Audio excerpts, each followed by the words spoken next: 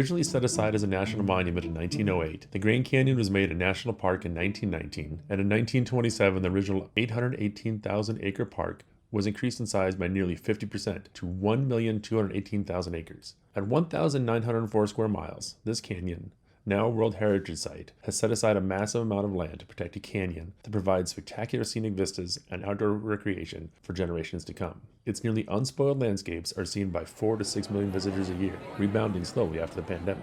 The majority of visitors to the Grand Canyon visit the South Rim, and included in the many activities there are ranger programs, the visitor center, geological museums, and trails. Visitors may take short hikes into the canyon or along the rim, and more adventurous people may ride a mule to get to the bottom, backpack, and camp overnight, or go river rafting.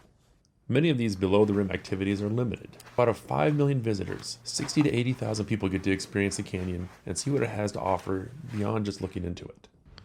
I've been fortunate to have backpacked through much of the Grand Canyon Central Corridor, as well as a pair of 7-day rafting trips along all 277 miles of the Colorado River and the canyon. Being in the canyon and away from most of civilization is a special feeling. No cell service, no quick shop to run to when you need to get a food item you forgot, no Uber to call when you pick you up when you get tired, and you are entirely at the mercy of the weather.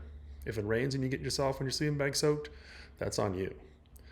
You are almost entirely removed from the outside world, and the landscape is very nearly overwhelming, with no other sights or sounds except what has been there for eons. The Grand Canyon National Park and Monument are not the only areas surrounding the Grand Canyon and creating a buffer zone with civilization. There are national forests in the north and south, as well as a national monument created in 2023 in an attempt to recognize and preserve over 3,000 known cultural and historic sites important to the indigenous people in the area.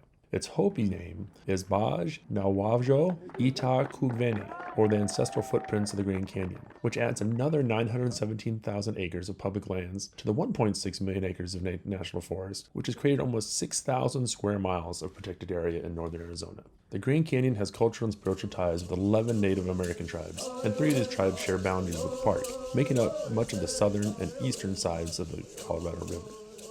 The Hualapai, Havasupai, and Navajo reservations combined with the other areas to create one of the largest protected areas in the United States.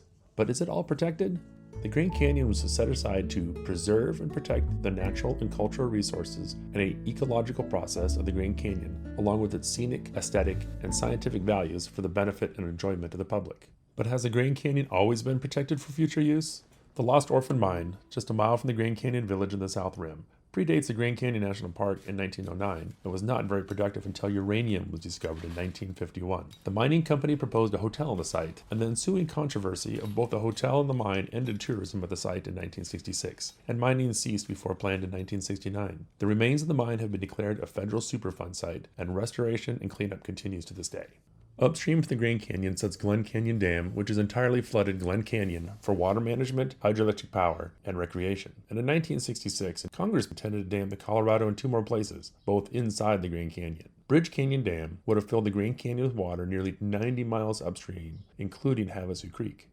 The other dam in Marble Canyon would have been much smaller at the mouth of the Grand Canyon, though the dam would have buried the vast Red Wall Cavern under hundreds of feet of water. Though the enormous canyon walls make the cavern seem small, the cavern is over 300 feet wide and 150 feet deep. Even though the new reservoirs would be out of sight, new recreation areas would sprout up to take advantage of these lakes, allowing people to boat upstream if allowed. It would mean losing a part of the canyon that we would never get back, and though there would be some potential gains, it would stand in opposition to the goal of the Grand Canyon, which is to preserve and protect the natural and cultural resources. Part of these cultural resources are the Native American sites similar to the new national monument. The Grand Canyon, Arizona, and all of the Americas were originally lived on and occupied by peoples other than the European colonizers. This was originally their land, and though given land to live within, how are the Native Americans utilizing the Grand Canyon beyond both spiritual and cultural uses? To the west, the Hualapai tribe, numbering just 2,300 people and with almost as much land as the Grand Canyon National Park, has been able to bring visitors to the Colorado River with both boat tours from the land as well as a creative skywalk built in 2007. Though on a side canyon, it extends over the canyon with a 500 to 800 foot drop below. This attraction alone has been self-reported to have more than 1 million visitors per year several times. Accessing both the Hualapai's rafting and skywalk require a fair amount of travel, while the helicopter flights in the canyon are mostly based out of Las Vegas. The sweeping views and twisting route would make a helicopter tour a great side attraction to any visit to Las Vegas. The Grand Canyon itself does not allow flights below the rim, and there are limits in the number of flights over the Grand Canyon as well, and none of them are lower than 10,500 feet. Though some complain that there is noise pollution from these aircraft, I have never noticed it in all my visits. What I have noticed when rafting on the Colorado River is how quiet floating on the river was until we came alongside the Hualapai land and their aptly named helicopter out.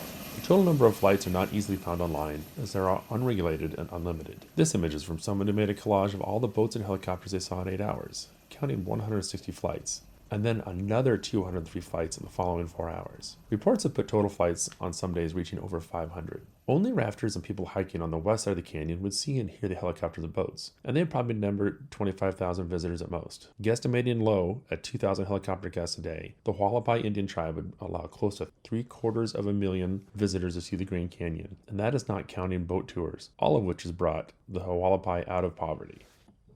On the east side of the park is the Navajo Nation, where the Dene live, and their land follows the Colorado River until it reaches a confluence in Little Colorado, which is sacred to several indigenous peoples, and in particular the Hopi.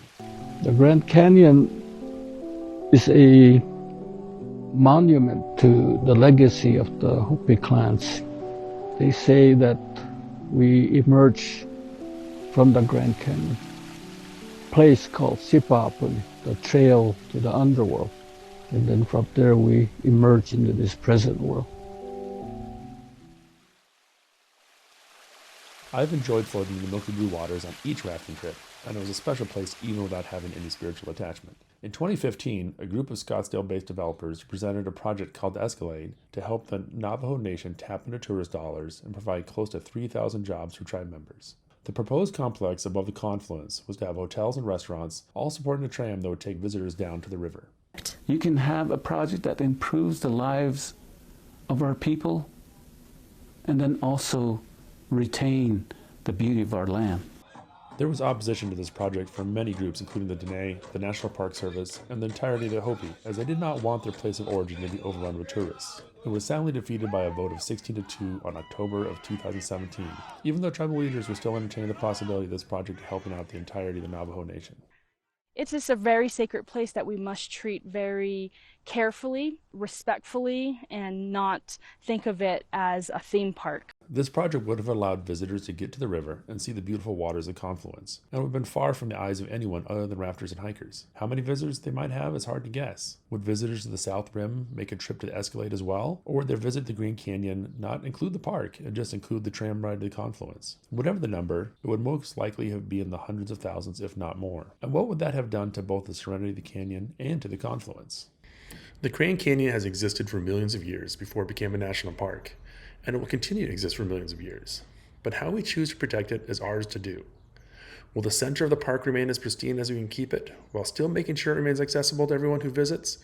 Or will the east and west sides of the park offer up opportunities for visitors to get below the rim, as well as offer an economic lift to the tribal nations that surround it? We'll have to wait and see how it pans out.